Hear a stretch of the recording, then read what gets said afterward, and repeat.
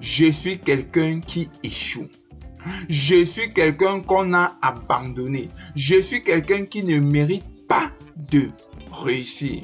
Oui, tes échecs et tes blessures sont des attaques très dangereuses. Et beaucoup d'adultes vivent encore selon l'image que les paroles de leur enfance a créée, pas selon qui ils sont vraiment. Il y a un territoire dont dépendent tous les autres.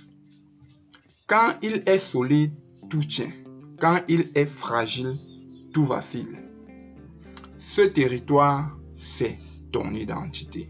Depuis des semaines, on a parlé de 5 zones de ton identité, de tes relations, de tes finances, de ta famille, de ta destinée. Et aujourd'hui, je veux m'arrêter sur le premier, celui qui conditionne tous les autres. Le territoire de l'identité. Parce que voici ce que j'ai compris. Tu peux avoir des finances ouvertes et les gâcher si ton identité est fragile. Tu peux avoir des relations saines et les saboter si ton identité est blessée. Tu peux avoir une destinée claire et ne pas y entrer si ton identité est bloquée. L'identité, c'est la fondation sur laquelle reposent tous les autres territoires.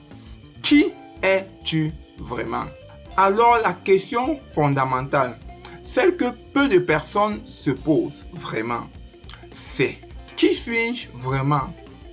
Pas qui je suis pour les autres, pas qui j'ai été dans le passé, pas ce que j'ai vécu, pas ce que les gens disent de moi.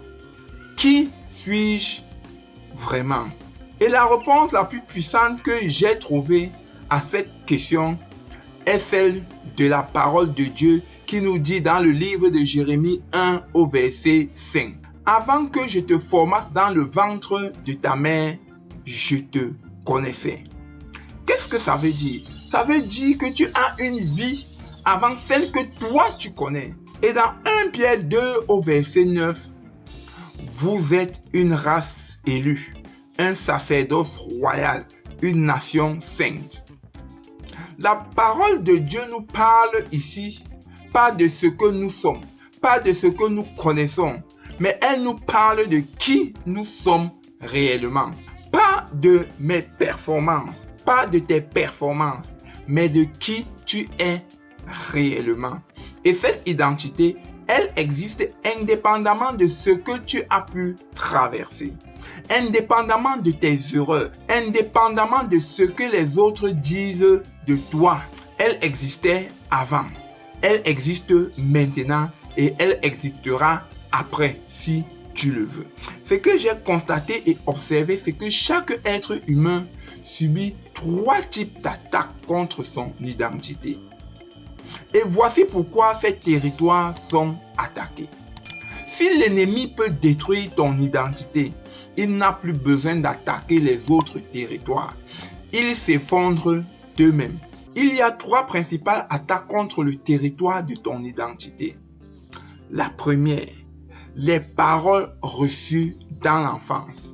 Ce qu'on t'a dit quand tu étais enfant.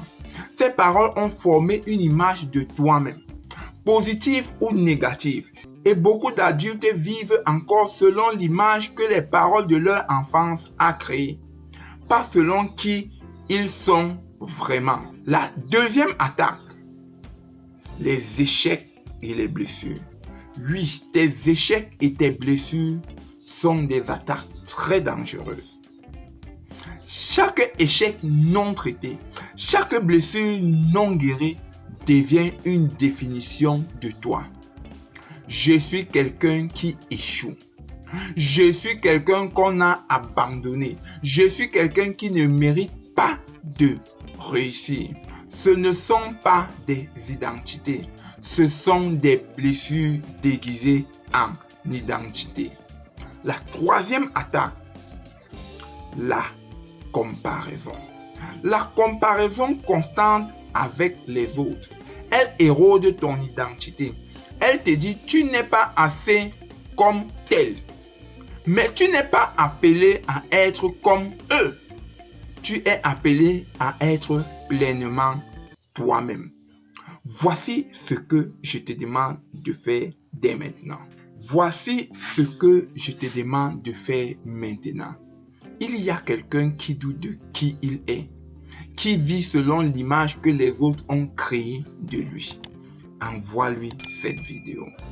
Engage-toi sur notre site. Il y a un enseignement complet sur l'identité spirituelle.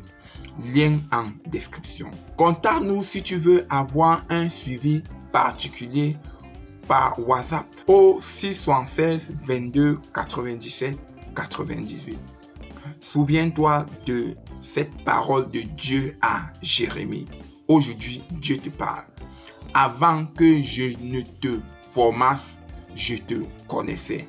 Avant tes erreurs, avant tes blessures, avant ce que les autres ont dit de toi, avant ce que tu as traversé, tu étais connu, tu étais voulu, tu avais de la valeur.